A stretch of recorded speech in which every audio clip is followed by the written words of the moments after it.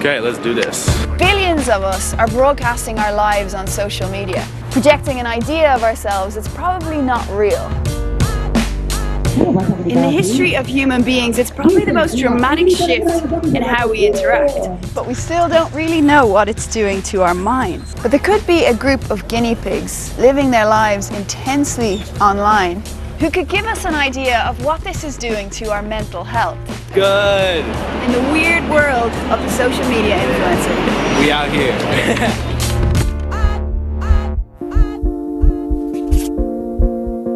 Hello everyone and welcome to another video. Never in my life filmed a video like this. This, forgive me, is just taking a lot. Yeah. Me was sad. Literally feel so weird right now. Me was cry. It just hit me out of nowhere. I'm burnt out. I'm depressed. But it's not just YouTube. On Google Trends worldwide, searches for anxiety have been rising. The YouTube phenomenon is global. After English, Spanish is its biggest language, and that's why we're here in Mexico. We're going to meet someone who can tell us a little bit about what it's like to grow up on YouTube. She's been in the game 4 years, and already she's a bit of a veteran.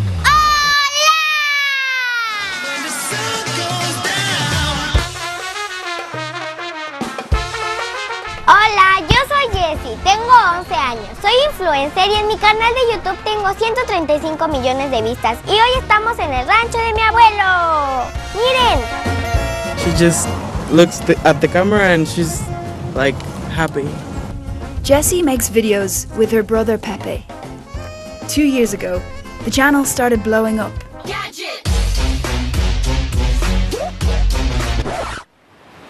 A mí siempre me había gustado ser famosa y cuando vi que a la gente le encantó lo que hacía, pues yo me puse muy feliz, en serio, porque me encanta grabar, me encanta ser feliz y poder transmitirlo a las personas, porque hay personas muy amargadas. But in May, Jessie's happiness was interrupted. Hola, mi nombre es Jessica, tal vez me conozcan como Jessie, y hoy les voy a contar cómo mi vida cambió para siempre. Les presento a Ligia, mi mamá. Ella es la persona más importante en mi vida y en la de mi hermano Pepe. Un día, yo vi que mi mamá no se sentía bien. Her mom was diagnosed with stage 3 cancer, and she died suddenly. With their mom's twin acting as her, Pepe and Jessie made this video. And I was surprised when I found out why. Because my mom really loved YouTube. She wanted the video. Jessie? No, my mom. Oh, your mom? Yeah. Oh, wow.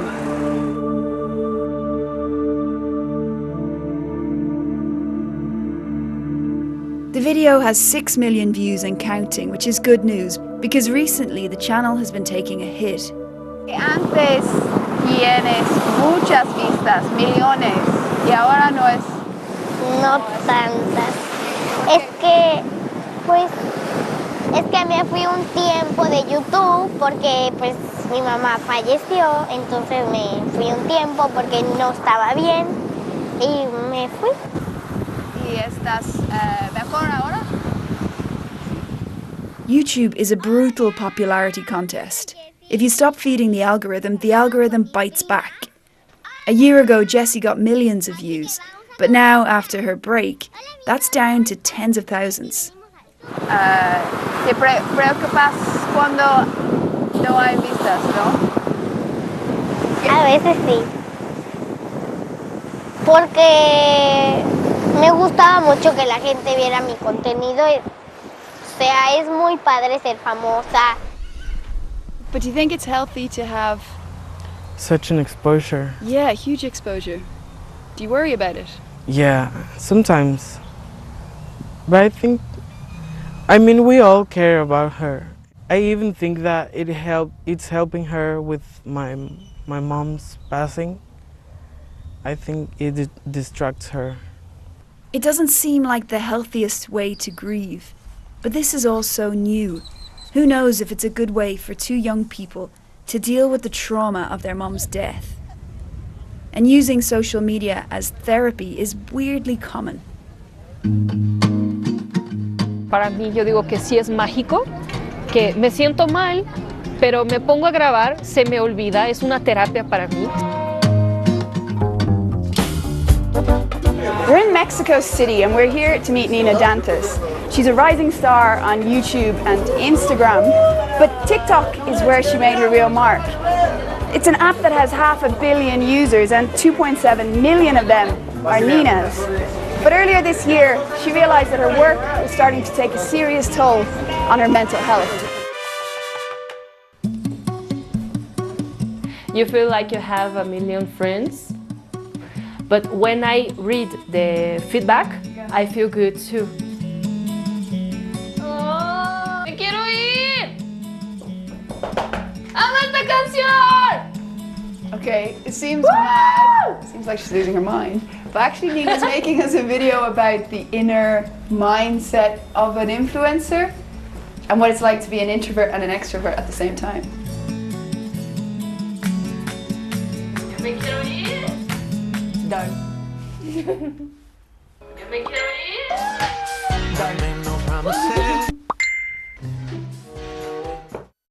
Comentarios.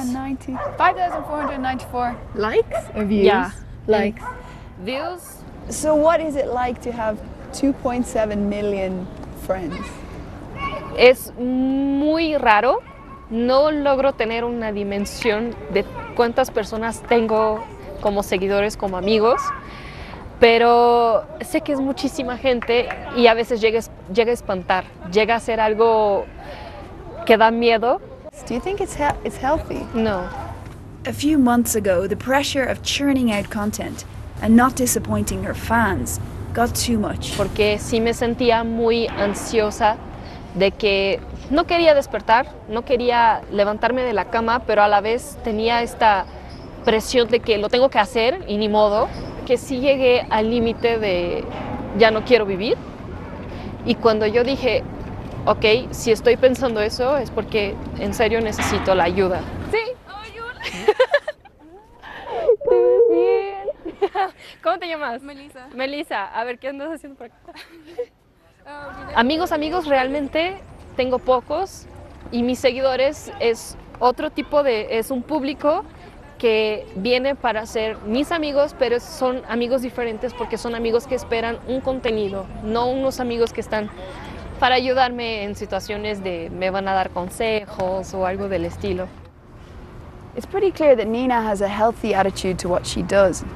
She's really professional and she's dedicated and she takes it seriously, but even she felt suicidal at one point because of this job. There's something deeply unsettling about this world and the effect that this kind of work is having on people. What's good, everybody? My name is Bobby Burns. I've been doing YouTube for 11 years and I currently live in Los Angeles, California. And apparently I'm the poster child for internet burnout. So, yeah. Bobby Burns 5.0, why you so depressed? Sponsorships plus a Jeep, wow, a lot of And I think I've put out like 900 to 1,000 videos. It's a lot. Yeah, so I basically lived in YouTube for years and years and years.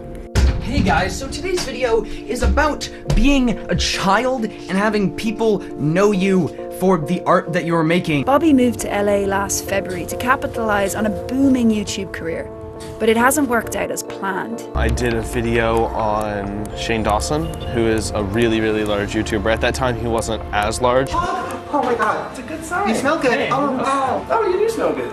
And then I moved out here to do a series with him on his YouTube channel. So unbelievably excited for this dude, and I'm leaving tomorrow. I'm moving to LA. It kind of fell apart, didn't really work. That feeling of letting down an audience, probably the most crushing feeling I've ever experienced. I think Bobby's lost his mind after meeting Shane. Imagine trying to be imitating Edgy with the name Bobby. Are you okay, Bobby? You look retarded. Do you not worry that this is really bad for you? No, I know it's bad for me. I don't think I'm handling this in a good way. But you're still doing it. Of course. No, everyone, and influencers know this is bad for them. No one thinks that it's not. We film with the BBC. Yeah. The BBC. Guinea pig for BBC. Yeah. Why is YouTube so toxic? It's not. I don't think it's just YouTube. It's just putting your personality out for people to judge. on the internet is what you're doing, is you're creating a fake personality that people are supposed to think is you. Do you think that that what you've gone through is relevant for other people who aren't influencers, who are just normal social media users?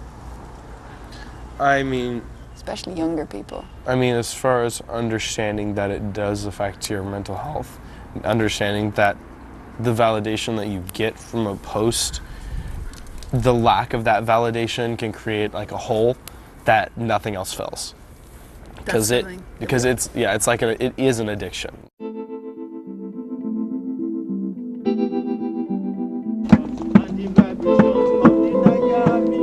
This hole that Bobby's talking about, this constant search for validation online, I wonder if it's having a more profound effect than we realize. Hi, my name is Olivia Reams, and for the past 5 years I've been studying anxiety disorders at the University of Cambridge. When we spend time with other people, we're learning skills like empathy. We're learning how to have conversations with others. But you can't develop that if you're spending all of this time online. Today, a huge problem amongst young people is social anxiety disorder, which is marked by this difficulty in being part of social situations, interacting with others. Could this be changing us or changing the way we behave? I definitely think so. I think that when you're using superficial means like social media and to try to harvest a high number of likes so that you can see yourself as positively in positive terms, then that's when it becomes problematic. And actually, this is tied to narcissism, because the more time that people spend on social media, the more that they could become narcissistic. There is a very strong link between the two. It doesn't contribute to a healthy sense of self-esteem, and that's why we're experiencing symptoms like anxiety and depression later on. Someone being a piece of shit.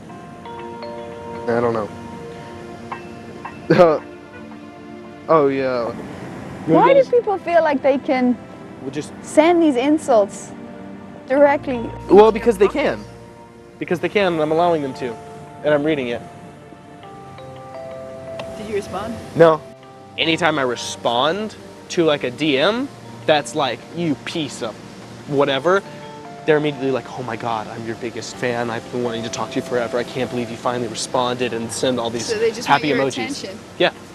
They want your attention over anything. That's mad. Yep. This kind of thirst for likes and validation that we all have. Yeah. Do you think it's gonna change us? I don't think it's gonna change us any more than it already has. I think we already have, whatever is gonna happen, I think that switch has already happened. We're all still just guinea pigs in this mind game that we don't quite understand. The most interesting thing about meeting these people was finding out how normal they are, and that it's their interaction with the rest of us that makes their world so bizarre and so unhealthy. I feel like it's going to be 10 years, 15 years from now, it's going to be really interesting to see what happened to like me and everybody else who's doing this right now.